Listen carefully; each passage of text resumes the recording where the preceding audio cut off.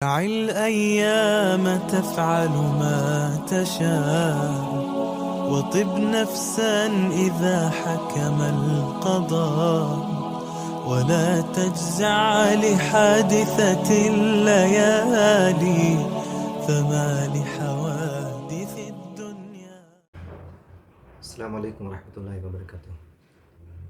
Humanity کا سب سے بڑا سفر آل ٹائم وہ ہو چکا تھا ختم، اور محمد صلی اللہ علیہ وسلم اسراء اور معراج کے سفر کے بعد جب ام ہانی کے گھر اپنے کزن کے گھر واپس لوٹے تو صبح سب سے پہلے ان کو بتایا کہ کیا کیا ہوا تھا پچھلے رات کو۔ ام ہانی نے کہا کہ یہ بات آپ کی بالکل سچ ہے، میں مانتی ہوں جو بھی آپ کہہ رہے ہو، لیکن اس چیز کو قریش کے سامنے مت بیان کرنا، وہ لوگ اس کو کبھی نہیں مانیں گے اور مذاق اڑائیں گے۔ آپ کو کیا لگتا ہے کیا ہونے والا ہے؟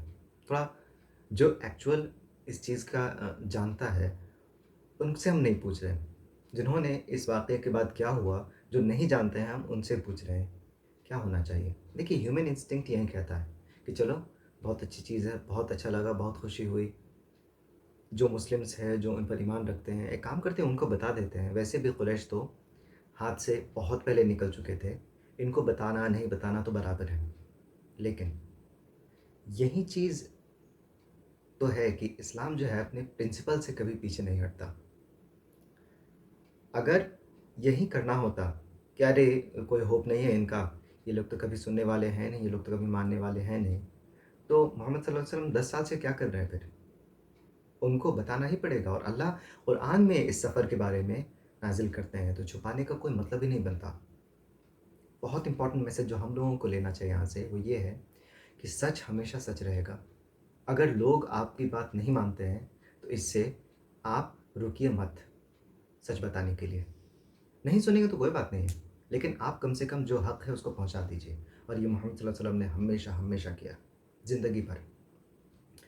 تو وہ نکلے، اور ابو جہل نے جیسے سنا کہ اچھا اچھا ایسا ہے، آپ رات کو گئے تھے مکہ سے جیروسلم اور وہاں سے پھر 7 آسمان کے اوپر گئے تھے اور واپس بھی آ گئے۔ تو اگر ابو جہل کہتا ہے ایک روایت میں، شیور نہیں اس کے آتھینٹسٹی کے بارے میں کہ یہ ایکچولی میں کنورسیشن ہوا تھا کہ نہیں، لیکن کیا تھا کہ ابو جہل کہتا ہے کہ آپ رکیے یہیں پر، اگر میں باقی لوگوں کو جمع کروں گا تو آپ کیا یہی بات ریپیٹ کرو گے؟ تو محمد صلی اللہ علیہ وسلم کہتے ہیں ہاں بالکل، ان کو تو بتانا ہی تھا سب کو۔ تو وہ جاتا ہے اور حلہ کرنا شروع کرتا ہے اور لوگوں کو جمع کرنا شروع کرتا ہے، اور یہ واقعہ لیکن یہ اس چیز پر تھوڑا ڈاؤٹ ہے، اور ابھی جو بتانے والے ہیں وہ اوتھینٹک ہے کہ وہ ابو بکر رضی اللہ عنہ کو ملتا ہے، اور ابو بکر رضی اللہ عنہ کو کہتا ہے کہ تمہارا دوست کہہ رہا ہے ایسا ایسا ہے، کیا کہتے ہو اس پر؟ ابو بکر کا جواب جو تھا وہ بہت بہت پریسائز تھا۔ انہوں نے کہا کہ اگر محمد صلی اللہ علیہ وسلم ایسا کہہ رہے ہیں تو پھر وہ سچ ہے۔ اور دیکھیے ان کا جو ٹائٹل ہے ابو بکر صدیق، یہاں پر پھر سے وہ ثابت ہوا کہ چاہے جو سن رہے ہیں وہ محمد صلی اللہ علیہ وسلم کے بارے میں، اسلام کے بارے میں پریکٹیکلی کتنا بھی امپاسبل لگے، لیکن اگر انہوں نے کہا ہے تو پھر وہ سچ ہے، یہ پھر سے ثابت ہو گیا۔ تو لوگ جمع ہوئے، اس کے بعد ان سے پوچھا کہ اچھا ٹھیک ہے آپ گئے ہیں جیروسلم تو بتائیے کہ وہاں پر کیا کیا ہے، کیسے ہے وہاں کی بلڈنگز وغیرہ، کیونکہ وہ لوگ بزنس کے لیے وہاں جا چکے تھے کئی بار۔ محمد صلی اللہ علیہ وسلم نے بتانا جیسے شروع کیا وہ بھولنے لگے، کیونکہ رات کے ٹائم میں کس کو کتنا یاد رہتا ہے۔ اللہ سبحانہ و تعالیٰ نے اس شہر کو بیسکلی ان کے آنکھوں کے سامنے کھڑا کر دیا، مطلب کہ ایکچولی نہیں ورچولی، مطلب ان کو وہ شہر دکھنے لگا اور وہ سامنے میں دیکھ کر بیان کرنے لگے۔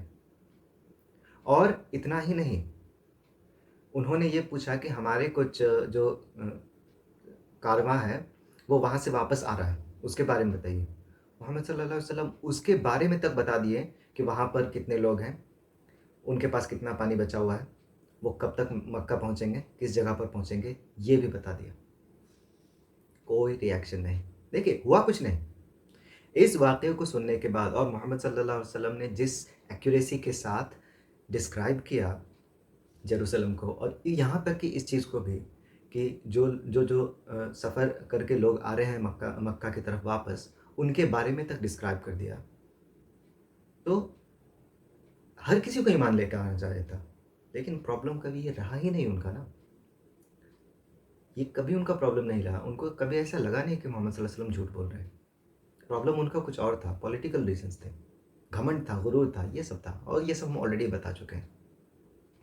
اب سچویشن تو ویسا ہی تھا اس ریلیف کے بعد، لیکن ایسا تھوڑی نا ہے کہ جو ریلیف ایک رات کی ہوئی۔ اور اچھا، آپ کو وہ شخص کا نام ہے یاد ہے جس نے پروٹیکشن دیا تھا محمد صلی اللہ علیہ وسلم کو؟ ان کا نام تھا مطعم بن عدی۔ ان کا پروٹیکشن ہے، ٹھیک ہے، لیکن ایسا تھوڑی نہ ہے کہ ایسے ہی کنٹینیو کیا جائے گا، کب تک ایسے رہ سکتے ہیں؟ تو محمد صلی اللہ علیہ وسلم جب بھی وہاں پر کوئی فیسٹیول ہوتا یا پھر حج ہوتا، جو کہ سب سے بڑا فیسٹیول تھا اس وقت کا، تو لوگوں کو دھیرے دھیرے جا کر ان سے بات کرتے ہیں رات کے وقت میں جب باقی لوگ سو رہے ہوتے ہیں، پرسنلی۔ ایسا نہیں ہے کہ لوگوں کو ایک جگہ جمع کر لیتے اور اس کے بعد سب کو بلا کر ایک بار میں ایڈریس کرتے ہیں، ایک ایک کیمپ میں جا کر بات کرتے ہیں اور ان کو اسلام کے بارے میں بتاتے ہیں۔ کچھ لوگ اچھے سے ریئیکٹ کرے، کچھ لوگ اچھے سے نہیں کرے، لیکن پھر ان کو ایک شخص ملا مدینہ سے، جو کہ اس وقت یثرب کہلاتا تھا۔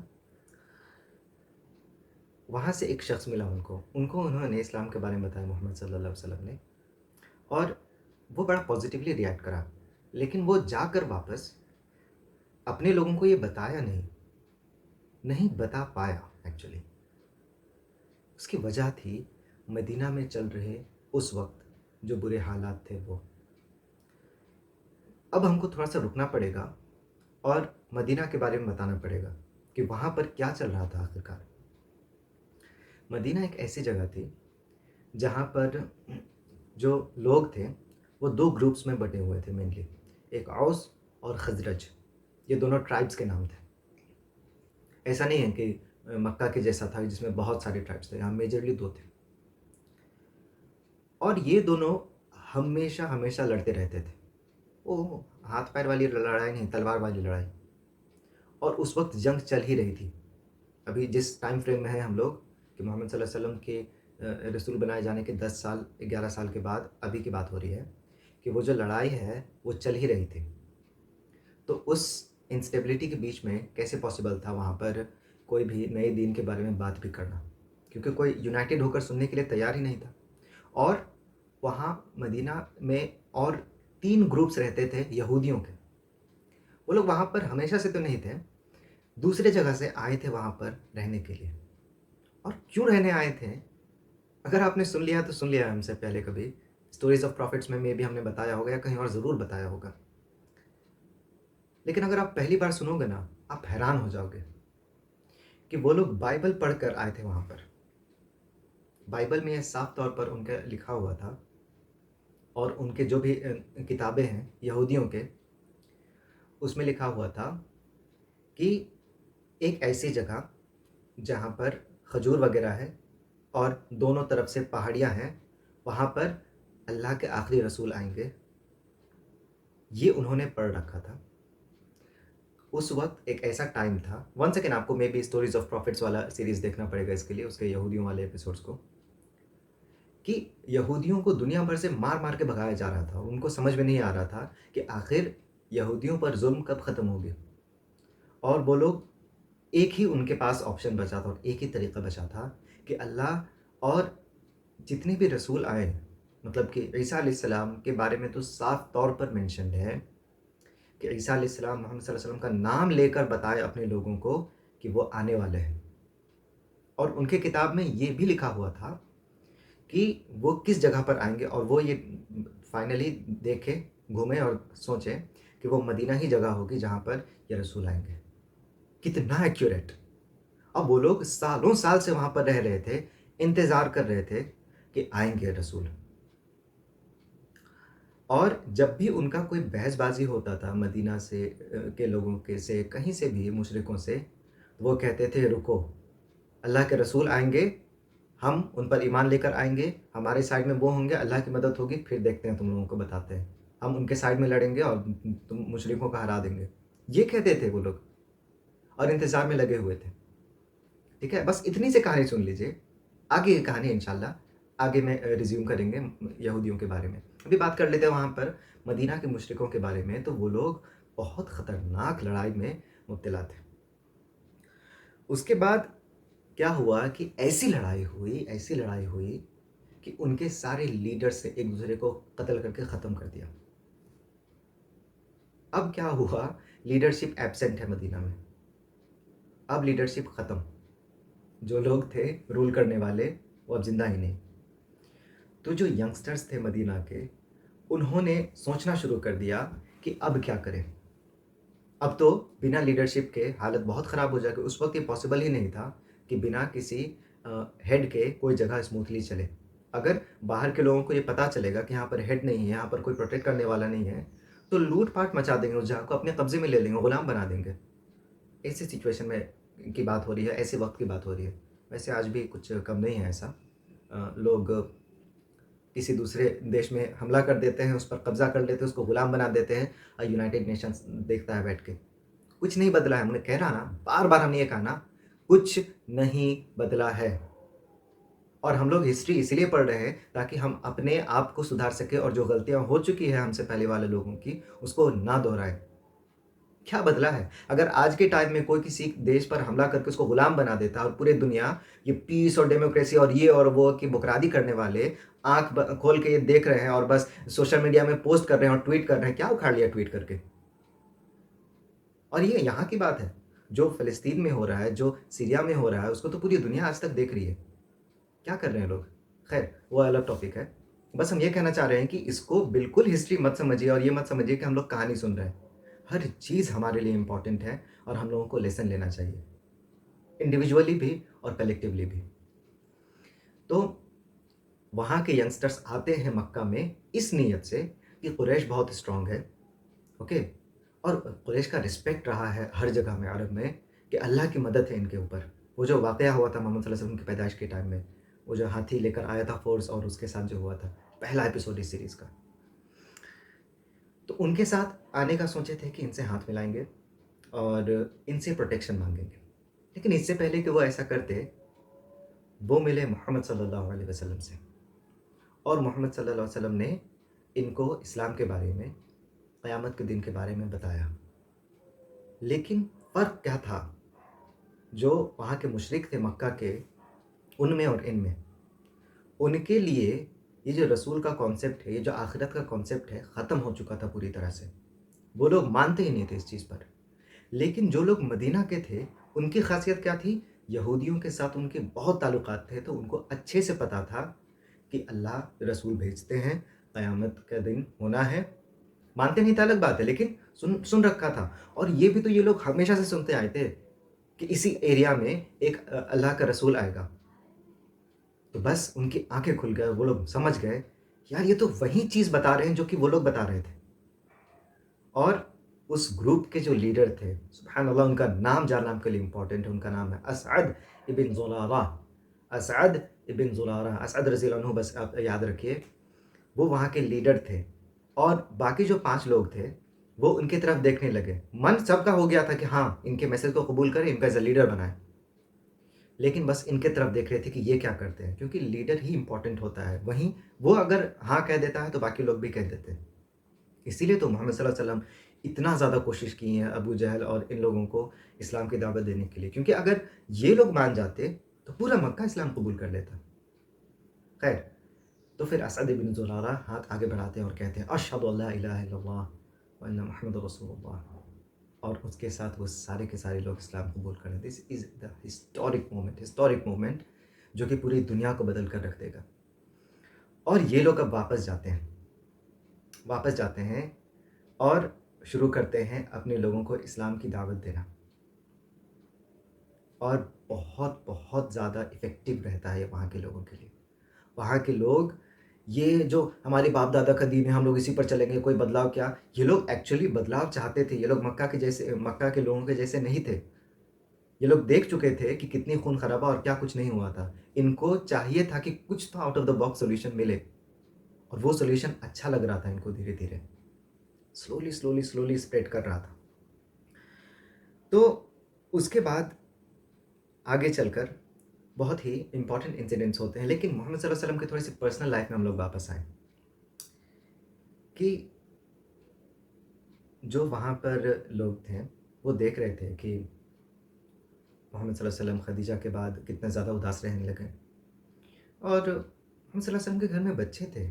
I mean, فاطمہ رضی اللہ عنہا ابھی بہت بڑی نہیں ہوئی تھی. تو محمد صلی اللہ علیہ وسلم اللہ کے رسول کیسے خیال رکھتے سب کا؟ بہت مشکل ہو رہا تھا. لیکن ان کا خود کبھی من ہی نہیں کیا شادی کرنے کا خدیجہ رضی اللہ عنہا کے بعد. سبحان اللہ، جو لوگ بھی محمد صلی اللہ علیہ وسلم پر الزام لگاتے ہیں ان کو یہ سوچنا چاہیے کہ سب سے پہلے بات کہ انہوں نے خدیجہ رضی اللہ عنہا سے شادی ہی کیوں کی جب ایج میں ان سے اتنی بڑی تھی تو. اور دوسری بات کہ ان کے جانے کے ترنت بعد انہوں نے کیوں نہیں شادی کر لیا، یا پھر جب ان کی شادی ہوئی بھی تھی تب کسی اور سے کیوں نہیں کر لیا جبکہ اس وقت بہت کامن تھا. اسلام نے آ کر نمبر کو کم کیا ہے. بائی دا وے، لوگ جو اسلام کا مذاق اڑاتے ہیں، دیکھیے ہسٹری پڑھیے اور آنکھیں کھولیے. کسی ریلیجن میں لمٹ نہیں ہے. ٹو دس ڈے کسی ریلیجن میں لمٹ نہیں ہے. تو وہ جو آپ سوچ رہے ہوں گے انڈیا میں تو لمٹ ہے کہ جو ہندو ہیں اور باقی جو ریلیجن والے وہ ایک ہی کر سکتے ہیں، that is Indian constitution not the Hindu religion. فرق سمجھیے دونوں بات میں. صرف اسلام ہے جو کہ آیا لمٹ کرنے میں، کیونکہ لوگ ان لمیٹیڈ اماؤنٹ میں شادی کر رہے تھے. اللہ نے کہا کہ تم میکسیمم 4 کر سکتے ہو، اور تب بھی اگر انصاف کرو سب کے بیچ میں تو. اور اگر تم انصاف نہیں کر سکتے ہو تو صرف ایک، اور یہ چیز اگر تم انصاف نہیں کر سکتے ہو تو صرف ایک، کسی ریلیجن میں نہیں. آپ اٹھا کر دیکھ لیجئے. کسی کا ہم بے عزتی نہیں کر رہے ہیں لیکن فیکٹ بتا رہے ہیں. فیکٹ کو آپ کیسے بدل سکتے ہو؟ تو محمد صلی اللہ علیہ وسلم تو جب من تب شادی کر سکتے تھے، ایون جب خدیجہ رضی اللہ عنہا تھی، لیکن وہ نہیں کیے. ایک صحابیہ آئی اور ان کے اس حالت کو دیکھا اور کہا کہ آپ کیوں نہیں شادی کر لیتے ہو؟ تو محمد صلی اللہ علیہ وسلم نے کہا کہ تمہاری نظر میں کون ہے بولو. تو انہوں نے 2 نام سجیسٹ کیے. ایک عائشہ رضی اللہ عنہا، جو کہ اس وقت بہت چھوٹی بچی تھی، لیکن انہوں نے خود کہا کہ عائشہ جو ہے وہ تو ایک اچھا آپشن ہوگی لیکن وہ ابھی بہت چھوٹی ہیں. لیکن ایک دوسرا آپشن انہوں نے دیا ایک ایسی عورت کا جن کا ایج اچھا خاصا تھا، آلریڈی ان کی شادی ہو چکی تھی اور ان کے ہسبینڈ کی ڈیتھ ہو چکی تھی، اور وہ ایسی مسلمات تھی جنہوں نے حبشہ میں مائیگریٹ کیا تھا، ایبیسینیا میں، اور وہاں سے واپس آئی تھی مکہ میں پھر سے. وہ ان کو ان کے اسلام کی وجہ سے ان کے جو گھر والے وہ بہت پریشان کر رہے تھے. ان کو پروٹیکشن کی بھی ضرورت تھی. پلس محمد صلی اللہ علیہ وسلم کی وہ فٹ اسی لیے بھی تھی کیونکہ ایج زیادہ تھی، تو وہ محمد صلی اللہ علیہ وسلم کو ان کے بچوں کو سنبھال سکتی تھی، اور وہ تھوڑی سی مزاقیہ قسم کی تھی، اور بہت بہت ضرورت تھی تھوڑی سی لائٹ ہارٹیڈ مومنٹ کا ہونا محمد صلی اللہ علیہ وسلم کی لائف میں خدیجہ کے بعد. تو ان کا نام تھا سودا بنت زمعہ رضی اللہ عنہا. ان کے بارے میں لوگ بات نہیں کرتے ہیں لیکن ان کی کچھ ایسے فضائل ہیں جو کہ ہم لوگوں کو یہاں پر پوائنٹ آؤٹ کرنا چاہیے اور دیکھنا چاہیے کہ انہوں نے کتنا امپورٹنٹ رول پلے کیا. تو ان سے ان کے بارے میں بات ہوتی ہے اور وہ ترنت مان جاتی ہے، اور پہلے تو یقین ہی نہیں کرتی ہو کہ اتنا بڑا آفر، اس سے زیادہ خوشی کی بات اور کیا ہو سکتی ہے. اور ان کے جو والد تھے وہ مشرک تھے ایکچولی، سودا رضی اللہ عنہ کے، لیکن وہ خوشی خوشی محمد صلی اللہ علیہ وسلم سے ان کی شادی کرا دی ہے، کیونکہ محمد صلی اللہ علیہ وسلم کو کون نہیں جانتا ہے ان کے کیریکٹر کو. تو دس ٹائم یہ سب ہونے کے باوجود اگر کوئی کہیں دوسری جگہ جاتا اور اپنے پیسے اپنے سامان کو کہیں رکھنا ہوتا سیفلی، تو وہاں پر بینک نہیں تھا، وہ محمد صلی اللہ علیہ وسلم کے گھر پر رکھ کے جاتا کہ آپ کے پاس سیف رہے گا. جبکہ محمد صلی اللہ علیہ وسلم کا دشمن ہے پھر بھی. تو ان کے بارے میں کتنی باتیں کہیں کبھی بھی ختم نہیں ہوگی صلی اللہ علیہ وسلم. شادی ہو جاتی ہے، اور ہاں سودا رضی اللہ عنہا جو ہے شی از دی اونلی پرسن جو کہ خدیجہ رضی اللہ عنہ کے بعد اس جگہ کو فل کرنے آئی. نمبر 1. نمبر 2، ان کو فضیلت ہے محمد صلی اللہ علیہ وسلم کے ساتھ ہجرت کرنے کی، جو کہ ایسا عمل ہے جس سے کہ اللہ جنت گارنٹی کرتے ہیں. جو مہاجر ہے وہ ہائیسٹ لیول پر ہے، ان سے اوپر کوئی نہیں ہے.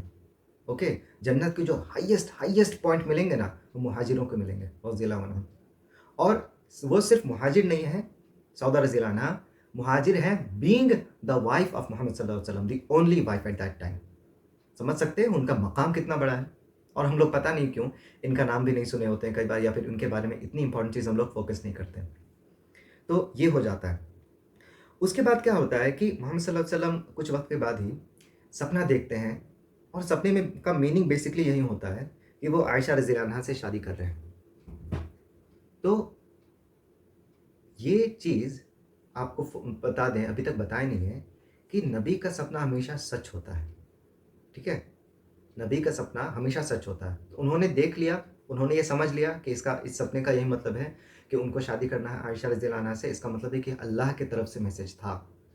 اب آپ عائشہ رضی اللہ عنہا کے مقام کے بارے میں تھوڑا سوچ کر دیکھیں کہ اللہ نے بیسکلی ان کو کہا کہ آپ شادی کرو عائشہ سے.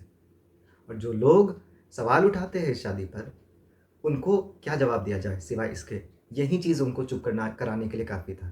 جس جس خالق نے ہم سب کو بنایا، عائشہ رضی اللہ عنہ کو بنایا، انہوں نے یہ فیصلہ کیا کہ ان کی شادی محمد صلی اللہ علیہ وسلم سے ہوگی اور جنت میں وہ محمد صلی اللہ علیہ وسلم کے ساتھ ہمیشہ رہیں گے. صرف اتنا ہی نہیں، اب آگے چل کے ان کے اور بھی بہت سارے واقعات سنیں گے، جیسے کہ اللہ سبحانہ و تعالیٰ ان کے عزت کو ڈیفینڈ کرنے کے لیے، ان کی طرفداری کرنے کے لیے قرآن نازل کرتے ہیں. اس سے بڑی اور کیا فضیلت ہو سکتی ہے؟ لیکن یہاں پر بات کیا ہو رہی تھی، پرابلم ایک پھنس گیا تھا. ابو بکر رضی اللہ عنہ سنے تو بہت خوش ہوئے، بہت زیادہ. لیکن انہوں نے کہا کہ آپ تو میرے بھائی ہیں، تو میری بیٹی سے آپ کیسے شادی کر سکتے ہو؟ لیکن پھر محمد صلی اللہ علیہ وسلم نے سمجھایا کہ دین میں بھائی ہونا اور جو خونی رشتہ ہونا یہ الگ الگ باتیں ہوتی ہیں. تب جا کر انہوں نے کہا کہ چلو ٹھیک ہے. لیکن ایک اور ایشو تھا. عائشہ رضی اللہ عنہا کی آلریڈی شادی ایک جگہ فکس ہو چکی تھی. اب آپ حیران ہو رہے ہو کہ ایک بچی کی شادی کیسے فکس ہو گئی؟ آج بھی ہوتا ہے. ہم اپنے دوست کو جانتے ہیں جس کا ہو رکھا ہے، نام نہیں بتائیں گے. بچے جب پیدا ہوتے ہیں تو گاؤں وغیرہ میں آج بھی رشتہ دار ایک دوسرے میں بات کر لیتے ہیں کہ ہاں کرانا ہے فیوچر میں، اور کئی بار ہو بھی جاتا ہے. بھلے ہی اب اس کا سکسیس ریٹ بہت نیچے جا رہا ہے اور آگے جائے گا بھی، لیکن ایک ٹائم تک تو بہت چلتا تھا. اور ابھی ہم لوگ 1.5 سینچری پہلے کی بات کر رہے ہیں. میری آنکھوں کے سامنے ایسے شادیاں ہوئی ہیں، اور ہم لوگ ایسا کیسے کہہ سکتے ہیں کہ یہ آؤٹ آف دا ڈیٹ بات ہے؟ خیر، کس سے شادی فکس ہوئی رہتی ہے عائشہ رضی اللہ عنہا کی؟ نام بتاتے ہیں، جبیر ابن مطعم. نہیں یاد آیا کہ یہ کون ہے؟ چلیے ہم ان کا نام کو اور کمپلیٹ کرتے ہیں. جبیر ابن مطعم ابن عدی. اب یاد آیا؟ مطعم ابن عدی وہی شخص تھے جنہوں نے محمد صلی اللہ علیہ وسلم کو سیکیورٹی دی تھی اور اپنے بیٹوں کو انکلوڈنگ زبیر آرمر پہن کے تلوار لے کر بھیج دیا تھا کہ آپ جائیے اور آرام سے رہیے، آپ کو کوئی کچھ نہیں کرے گا. ان کی بیٹی سے، مطلب کہ ان کے بیٹے زبیر سے شادی فکس ہو رکھی تھی ان کی. تو ابو بکر رضی اللہ عنہ جاتے ہیں، اور اس سے پہلے کہ یہ بولتے کہ ہم اس انگیجمنٹ کو توڑ رہے ہیں اور وہ امبیرس ہوتے، بہت عجیب لگ رہا تھا ان کو، کیونکہ ابو بکر رضی اللہ عنہ کی سچائی، ان کی زبان، انگیجمنٹ اپنے آپ میں ایک زبان ہوتی ہے، اور اس سے پیچھے ہٹ جانا ابو بکر رضی اللہ عنہ کو بہت انکمفرٹیبل لگ رہا تھا. لیکن آفر ہی ایسا آیا تھا کہ وہ تو کچھ بھی کر سکتے تھے اس کے لیے. اس سے پہلے کہ ان کو امبیرس ہونا پڑتا ان لوگوں کے سامنے، زبیر کی جو ماں ہیں انہوں نے ہی کہہ دیا خود ہی کہ کسی بھی قیمت پر میرا جو بیٹا ہے وہ اپنے باپ دادا کے دین کو نہیں چھوڑے گا. تو انہوں نے ہی کینسل کر دیا. ابو بکر رضی اللہ عنہ بھلے ہی بے عزت ہوئے لیکن بہت خوش ہوئے کہ چلو جو ہو رہا مصیبت چھوٹی. تو پھر ان کی محمد صلی اللہ علیہ وسلم سے شادی جو ہے وہ بات طے ہو گئی. لیکن مکہ میں وہ محمد صلی اللہ علیہ وسلم کے ساتھ بالکل نہیں رہیں گے. ابھی 6 سال کے ہو رہے، صرف پیوبرٹی بھی نہیں آئی ہے. آف کورس بایولوجیکلی بھی سوچ کر دیکھیں تو لوگ جو کہتے ہیں کہ 6 سال کے بچے، ارے یار جب تک پیوبرٹی نہیں آتی ہے شادی نہیں ہو سکتی ہے. اور ویٹ کیا جائے گا اس مومنٹ تک کا؟ ابھی جب وہ ٹائم آئے گا تبھی ہوگا. مکہ میں بھلے ہی بات ہو جاتی ہے، بات ہو جانا اور شادی ہو جانے میں فرق ہوتا ہے نا. بس بات ہوئی ہے ابھی، اور وہ بھی کیوں؟ کیونکہ اللہ ایسا چاہتے ہیں. کیوں؟ سبحان اللہ، جتنے بھی صحابہ ہیں، صحابیات ہیں، ان میں نمبر 1 حدیث کو بتانے والی، صرف نمبر پر مت جائیے، نمبر تو ہے ہی ان کے پاس. انہوں نے ایسے چیزوں میں ہمیں راستہ دکھایا ہے اور بتایا ہے جو کہ ایک وائف کے علاوہ کوئی اور نہیں بتا سکتی تھی. جو کہ ہسبینڈ وائف کی جو ریلیشن شپ ہے اس میں ان کا میجورٹی کنٹریبیوشن ہے. اور محمد صلی اللہ علیہ وسلم کیونکہ سب سے زیادہ ان کے پاس رہتے تو پھر انہی کو بتایا. فار ایگزامپل وہ جو واقعہ تھا شروع میں آپ نے سنا تھا کہ محمد صلی اللہ علیہ وسلم جب ہیرا پہاڑ میں جاتے تھے اور وہاں پر جبریل علیہ السلام آئے اور وہ ڈر کے گئے واپس، اور خدیجہ رضی اللہ عنہا کو بولا کہ مجھے اڑھاؤ. یہ واقعہ کس نے بیان کیا ہے؟ خدیجہ رضی اللہ عنہا بیان کریں گی. وہ تو زندہ ہی نہیں تھے تب تک بیان کرنے کے لیے، مکہ میں ہی ان کی وفات ہو گئی تھی. تو پھر کس نے بیان کیا؟ عائشہ رضی اللہ عنہا نے بیان کیا. کیسے پتا چلا؟ وہ تو شاید وہ تو پیدا ہی نہیں ہوئی تھی اس وقت، کیسے ان کو پتا چلا؟ محمد صلی اللہ علیہ وسلم نے بتایا. جسٹ امیجن ان کا مقام ذرا یہاں پر سوچ کر دیکھیں. ایک ہسبینڈ اپنی لائف کی سب سے اسپیشل مومنٹ کس سے شیئر کرتا ہے؟ اپنی وائف سے شیئر کرتا ہے. لیکن محمد صلی اللہ علیہ وسلم کی بہت وائفس تھیں، ان میں سے کس کو شیئر کیا؟ عائشہ رضی اللہ عنہا کو. تو کیا کہیں، ان کے عائشہ رضی اللہ عنہ کے بارے میں بات اگر شروع ہوئی تو کبھی ختم نہیں ہوگی. تو یہ ہو جاتا ہے. اس کے بعد محمد صلی اللہ علیہ وسلم اب تیار ہو جاتے ہیں ایکچولی ایک طرح سے مدینہ کے لیے، اور وہاں کے جو لوگ ہیں ان کو ریڈی کرنے کے لیے، جو مدینہ کے لوگ ہیں ان کو دین سکھانے کے لیے محمد صلی اللہ علیہ وسلم کس کو بھیجتے ہیں؟ ذرا سوچئے، اگر ہجرت کرنا اگر ہجرت کرنا ایسی فضیلت ہے جس کو ہم لوگ کہہ رہے ہیں کہ یہ ہائیسٹ ہے اپنے آپ میں، ایک انسان کے سارے گناہ معاف ہو جاتے ہیں، وہ جو مہاجر ہیں وہ جنت کے ہائیسٹ لیول پر رہیں گے، تو آپ یہ بتائیے جو شخص نمبر ون ہوتا ہے اس میں بھی، نمبر ون میں بھی سب سے پہلے جو انسان ہجرت کرتا ہے اس کی کہانی تو جاننا زبردست ہوگی اپنے آپ میں، ہے نا؟ اور اس کے بعد ایک ایسا راستہ کھل جاتا ہے کہ مدینہ والے تیار ہو جاتے ہیں اس ہسٹورک مومنٹ کے لیے کہ محمد صلی اللہ علیہ وسلم کو اور ان کے صحابہ کو لینے کی ذمہ داری وہ لیتے ہیں۔ تو انشاءاللہ اس کے بارے میں نیکسٹ ایپیسوڈ میں بات ہوگی۔ سبحان اللہ و بحمدہ، سبحانک اللہم و بحمدک، اشہد ان لا الہ الا انت، استغفرک و اتوب الیک۔ السلام علیکم و رحمۃ اللہ وبرکاتہ۔